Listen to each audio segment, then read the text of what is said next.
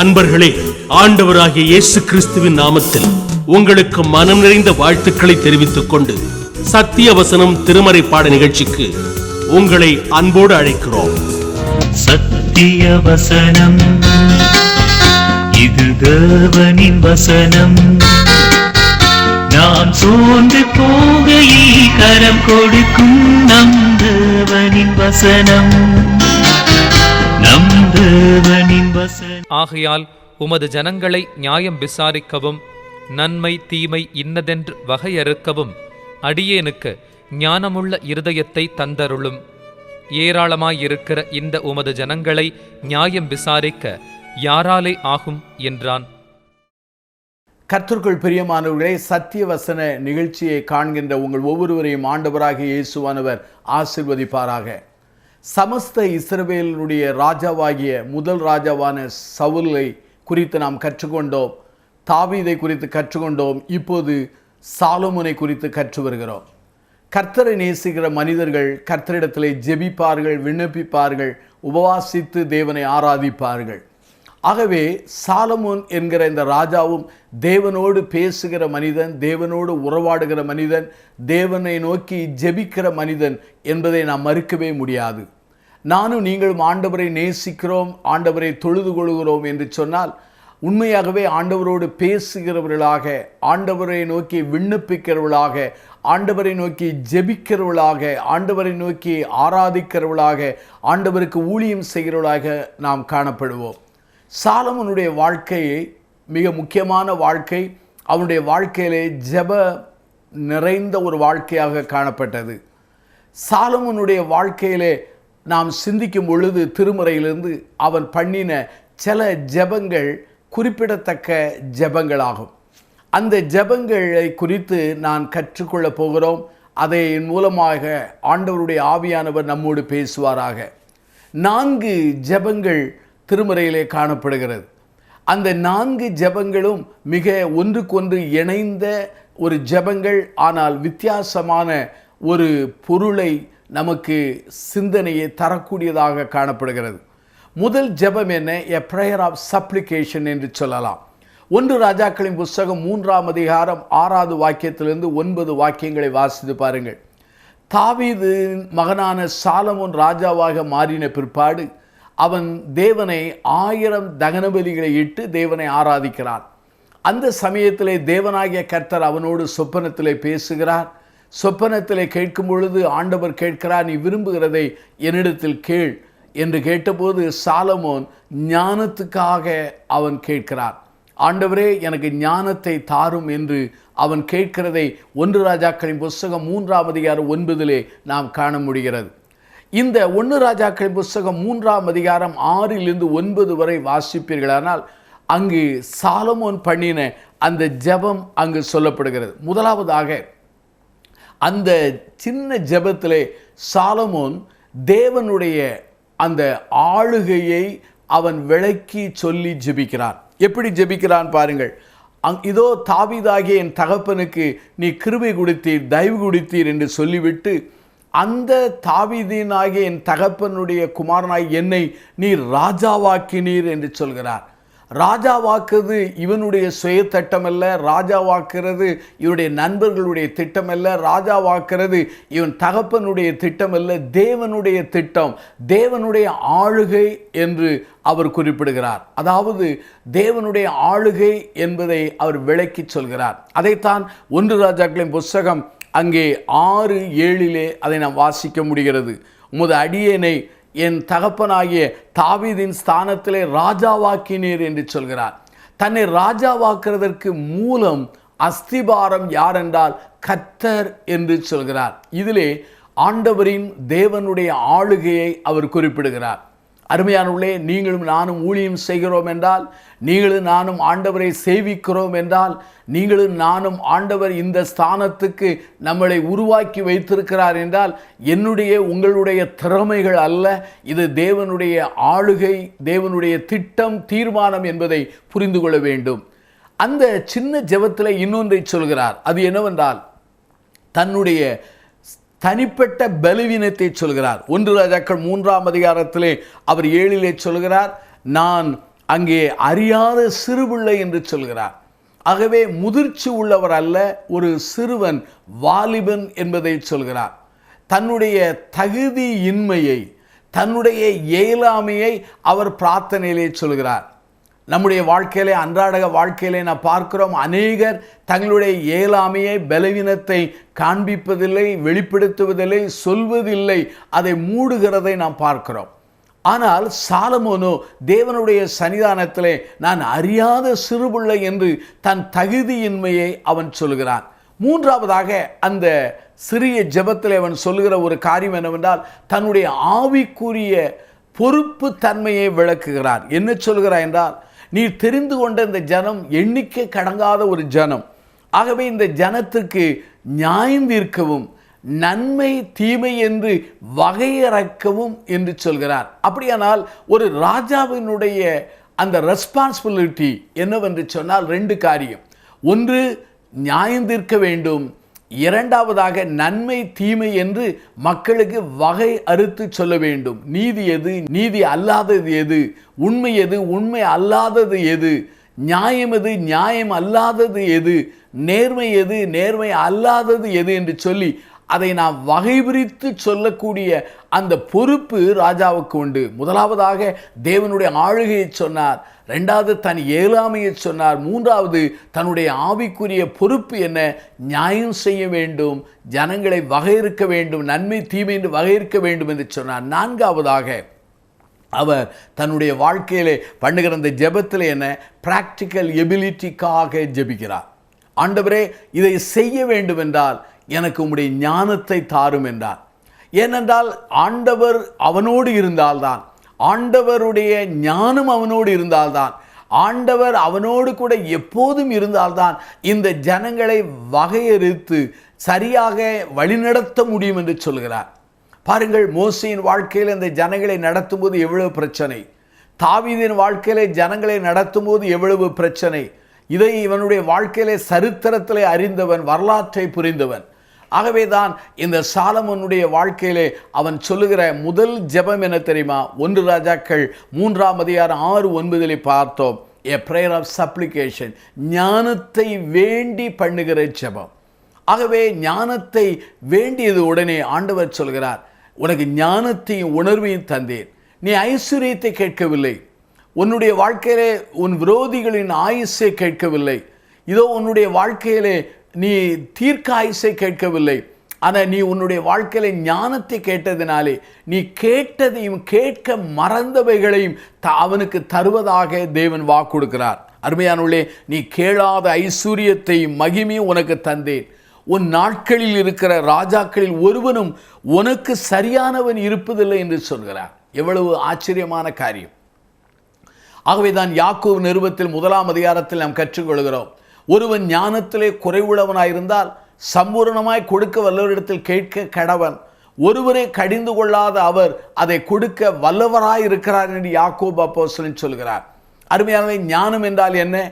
தேவன் நமக்கு கொடுத்த நாலேஜ், அறிவை சூழ்நிலைக்கு தக்கபடி சரியாய் பயன்படுத்துகிற அந்த நிலையைத்தான் நாம் ஞானம் என்று சொல்லப்படுகிறது. வேத வசனம் சொல்கிறது, இந்த ஞானம் யார் என்றால் கர்த்தராய் இயேசு கிறிஸ்து தான். 1 கொரிந்தியர் புத்தகத்திலே 1 அதிகாரத்திலே நான் வாசிக்கிற உண்மை என்ன? கர்த்தராகிய இயேசுவே தேவனால் நமக்கு ஞானம், மீட்பு, நீதியாய் இருக்கிறார், பரிசுத்தமாய் இருக்கிறார் என்று சொல்லப்படுகிறது. ஆகவே அருமையானவர்களே, இந்த முதல் ஜெபம் ஞானத்துக்காக பண்ணின ஜெபம், a prayer of supplication, ஞானத்தை வேண்டி பண்ணுகிற ஒரு ஜெபம். 2வது ஒரு ஜெபம் 2 நாலாம் புத்தகம் 1ஆம் அதிகாரம் 8 நீங்கள் 12 வாக்கியங்களை நீங்கள் வாசித்து பாருங்கள். இங்கே சாலமோன் பண்ணின 1 ராஜாக்கள் 3ஆம் அதிகாரத்தில் உள்ள அதே ஜெபம்தான் திரும்ப எழுதப்பட்டிருக்கிறது. அப்படியானால் இந்த 2வது ஜெபம் என்று நான் ஏன் குறிப்பிடுகிறேன் என்றால், 2 நாளாகமம் 1ஆம் அதிகாரத்திலே சொல்லப்பட்டிருக்கிறது 11. அப்பொழுது தேவன் சாலமோனை நோக்கி, இந்த விருப்பம் உன் இருதயத்தில் இருந்தபடினால், இந்த ஒரு வார்த்தை மிக முக்கியமானது, விருப்பம் இருதயத்தில் இருந்தபடினால் என்றால் அதனுடைய பொருள் என்ன? a prayer of expectation, அதாவது எதிர்பார்ப்போடு இருக்கிற ஜெபம். அநேகருடைய வாயிலே சில ஜெபம் இருக்கும், ஆனால் இருதயத்தில் இந்த விருப்பம் இருக்காது.